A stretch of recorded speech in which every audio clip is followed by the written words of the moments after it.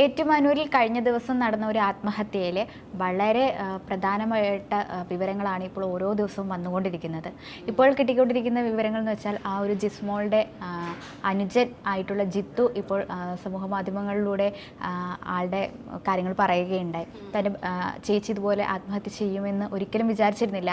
ആള് എപ്പോഴും ഫ്യൂച്ചറിനെ കുറിച്ചിട്ട് സംസാരിച്ചിരിക്കുന്ന ഒരാളായിരുന്നു. അതായത് ഭാവിയിൽ ജീവിക്കണമെന്ന ആഗ്രഹമുള്ള ഒരു വ്യക്തിത്വമായിരുന്നു. എന്നിട്ടും എന്തിന് ഇത്തരത്തിലൊരു ആത്മഹത്യ ചെയ്യേണ്ടി വന്നു, അല്ലെങ്കിൽ കുഞ്ഞുങ്ങളെയും കൂട്ടി ഇത്തരത്തിൽ ചെയ്തു എന്ന് വളരെയധികം സങ്കടത്തോടെ ചോദിക്കുന്ന കാഴ്ചയാണ് നമ്മളിപ്പോൾ കണ്ടുകൊണ്ടിരിക്കുന്നത്. ഏവരെയും സങ്കടപ്പെടുത്തുന്ന അല്ലെങ്കിൽ ഞെട്ടിക്കുന്ന ഒരു ആത്മഹത്യയായിരുന്നു ഇത്. ഷൈനിയുടെ കേസ് കഴിഞ്ഞിട്ട് പിന്നീട് നമ്മുടെ കോട്ടയം ജില്ല ഞെട്ടിയ മറ്റൊരു കേസ്. ഷൈനിയുടെ കേസ് ഇതുമായിട്ട് ബന്ധപ്പെട്ട് പറയുമ്പോൾ ഷൈനി എന്ന് പറയുന്നത് തൊഴിലില്ല എന്നുള്ളൊരു കാര്യം കൂടിയുണ്ട്.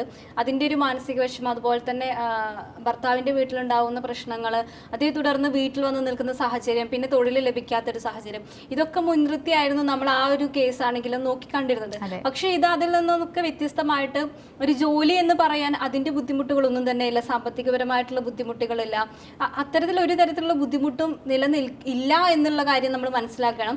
നമ്മൾ പുറമേ നിന്ന് നോക്കുമ്പോൾ വളരെ നല്ലൊരു ഫാമിലി ആയിട്ട് കാണാം, അല്ലെങ്കിൽ വളരെ എല്ലാ തരത്തിലും എല്ലാ സൗകര്യങ്ങളും ഉള്ള ഒരു ഫാമിലി ആയിട്ട് നമുക്ക് കാണാൻ പറ്റുന്നതാണ് ഈ ഒരു ജിസ്മോളുടേത്.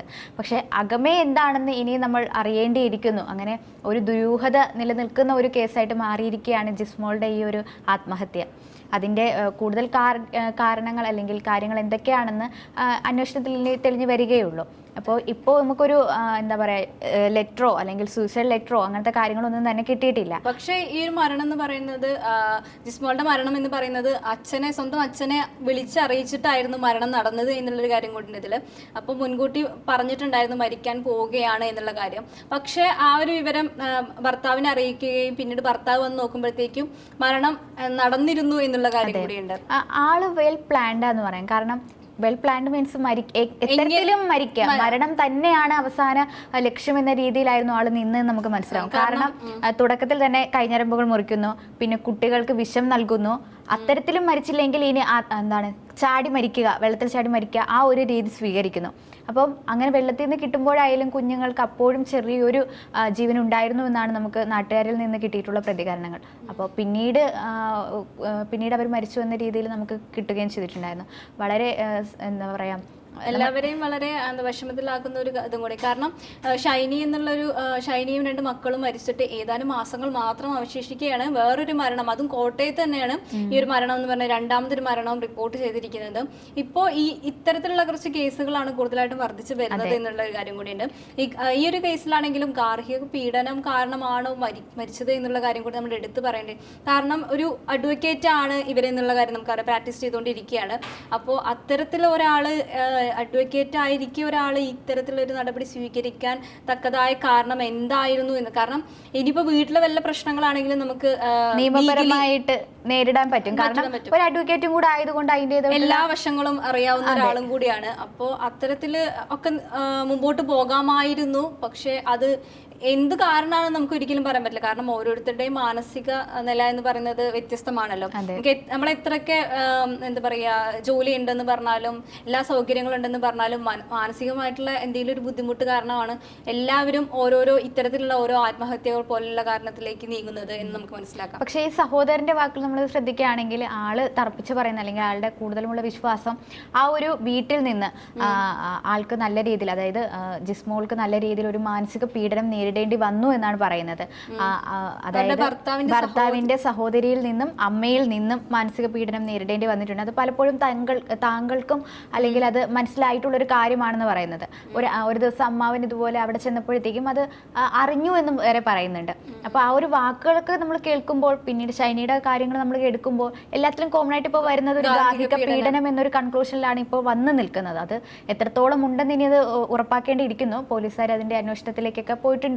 നമ്മളിപ്പോൾ ഈ ഒരു ഗാർഹിക പീഡനം എന്ന് പറയുമ്പോൾ തന്നെ ജിസ്മോളുടെ കേസിൽ ഈ ഒരു ഗാർഹിക പീഡനം അല്ലെങ്കിൽ അവിടെ വഴക്കുകൾ സംഭവിക്കാറുണ്ട് എന്നുള്ളത് നാട്ടിലുള്ള അയൽപക്കത്തുള്ള ആൾക്കാർക്കൊക്കെ അറിയാവുന്നതാണ്. പക്ഷെ അതൊരിക്കലും ഒരു മരണത്തിലേക്ക് പോകാൻ മാത്രമുള്ള വഴക്കുകൾ ആയിരുന്നില്ല എന്ന് കൂടി പറയുന്നുണ്ട്. ഇപ്പൊ ഈ അടുത്തുള്ള വീട്ടിലെ ആളുകളൊക്കെ അത്തരത്തിലുള്ള സംസാരവും കൂടിയുണ്ട്. കാരണം സാധാരണ എല്ലാ വീടുകളിലും ഉണ്ടാകുന്ന പ്രശ്നങ്ങൾ മാത്രമാണ് അവിടെയും സംഭവിച്ചിട്ടുള്ളത് എന്നാണ് പറയുന്നത്.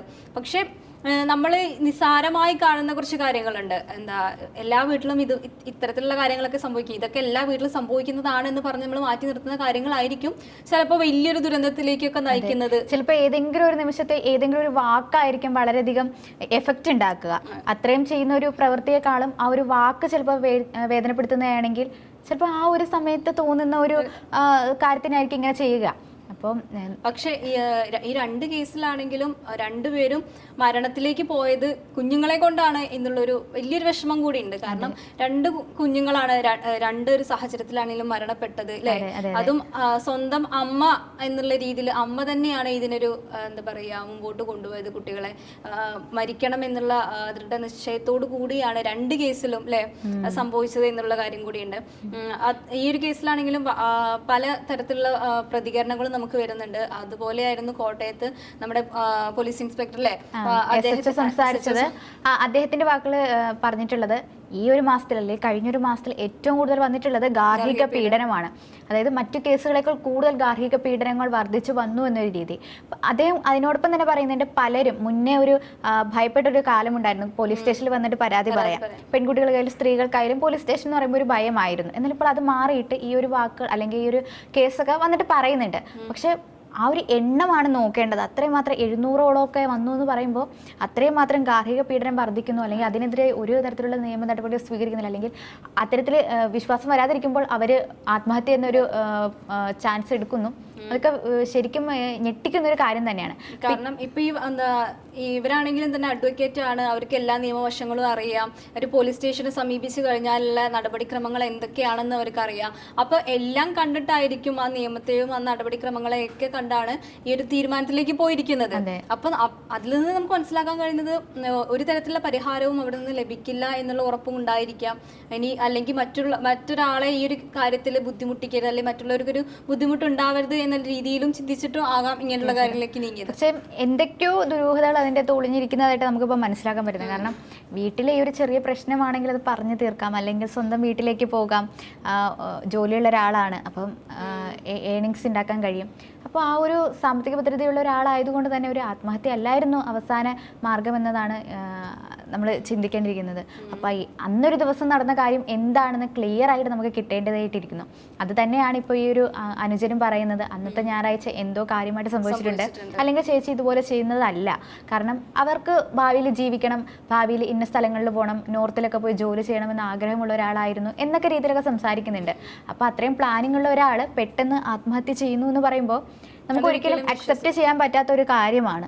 അതും എല്ലാ തരത്തിലുള്ള പ്ലാനിങ്ങുകളും നടന്നിട്ടുണ്ട് ആ ഒരു മരണത്തിൽ എന്നാണ്. കാരണം ഉറപ്പായും 3 പേരും മരിക്കണം എന്നുള്ളത് അല്ലെ എല്ലാ തരത്തിലും. ഇപ്പോ കൈനരമ്പുകൾ മുറിച്ചിട്ടുണ്ടായിരുന്നു, അതുപോലെ കുട്ടികൾക്ക് വിഷം നൽകിയിട്ടുണ്ടായിരുന്നു. ഇനി അതും പോരാഞ്ഞിട്ടാണ് മിനിച്ചിടാറിൽ ചാടി മരിക്കുന്നത്. അപ്പോൾ അതൊരു മരണം എന്നുള്ളത് പറയാം. അതിലപ്പുറത്തേക്ക് എന്തോ അത്രമാത്രം അവരെ വേദനിപ്പിച്ചിട്ടുണ്ടാകാം എന്നുള്ള കാര്യം കൂടിയുണ്ട്. ഇപ്പൊ ഷൈനിയുടെ കേസിലാണെങ്കിൽ തന്നെ ആ ഒരു തലേ ദിവസം എന്തോ അവരെ വല്ലാണ്ട് ബുദ്ധിമുട്ടിച്ചിട്ടുണ്ട്. കാരണം അതിന് മുമ്പുള്ള ദിവസങ്ങളിലാണെങ്കിലും സാധാരണ രീതിയിലായിരുന്നു അവരുടെ സംസാരമാണെങ്കിലും എല്ലാം തന്നെ. അപ്പോൾ ഈ 2 കേസിലാണെങ്കിലും തലേ ദിവസം എന്തോ സംഭവിച്ചിട്ടുണ്ട് എന്നുള്ള കാര്യം. കാരണം ഇപ്പൊ ഈ 2 കേസ് എടുത്ത് പറയുകയാണെങ്കിലും ഗാർഹിക പീഡനം എന്ന് പറയുന്നത് വളരെ വലിയൊരു കാര്യമായിട്ട് നമ്മൾ കാണേണ്ടിയിരിക്കുന്നു. കാരണം മരണങ്ങൾ വരെ സംഭവിക്കുന്നു ഒരു വിഷയവുമായി ബന്ധപ്പെട്ട്. ഇപ്പൊ എന്തായാലും ഈ ഒരു കേസിലെ ദുരൂഹതകൾ മാറി സത്യം എന്താണെന്ന് പുറത്ത് വരേണ്ടതായിട്ടിരിക്കുന്നു. ഈ ഒരു സഹോദരന്റെ ആരോപണവും അത് പരിശോധിക്കേണ്ടിയിരിക്കുന്നു. അതിലൊരു വ്യക്തത വരുത്തേണ്ടതായിട്ടിരിക്കുന്നു. എങ്കിൽ മാത്രമേ നമുക്ക് ആരാണ് കുറ്റക്കാരെന്ന് കണ്ടുപിടിക്കാൻ കഴിയും. ഇപ്പോൾ ഇതിലൊരു കൺക്ലൂഷനായിട്ട് ഗാർഹിക പീഡനം എന്ന് പറഞ്ഞ് നമുക്ക് നിർത്താൻ കഴിയില്ല. മേ ബി അതിൽ മറ്റെന്തെങ്കിലും കാര്യങ്ങളുണ്ടോ, അങ്ങനത്തെ കാര്യങ്ങളെല്ലാം തന്നെ ചെക്ക് ചെയ്യേണ്ടതായിട്ടിരിക്കുന്നു. ഫോൺ പരിശോധിച്ച് വരികയാണ്. അപ്പോൾ അതിൽ നിന്ന് നമുക്ക് എന്തെങ്കിലുമൊക്കെ വിവരങ്ങൾ ലഭിക്കുമെന്ന് നമുക്കതിനെ പ്രതീക്ഷിക്കാം. അപ്പോൾ കൂടുതൽ വിവരങ്ങളൊക്കെ ആയിട്ട് ഇനി നമുക്ക് വീണ്ടും ഈ ഒരു കേസുമായിട്ടുള്ള കാര്യങ്ങളായിട്ട് നമ്മൾ വീണ്ടും വരുന്നതായിരിക്കും.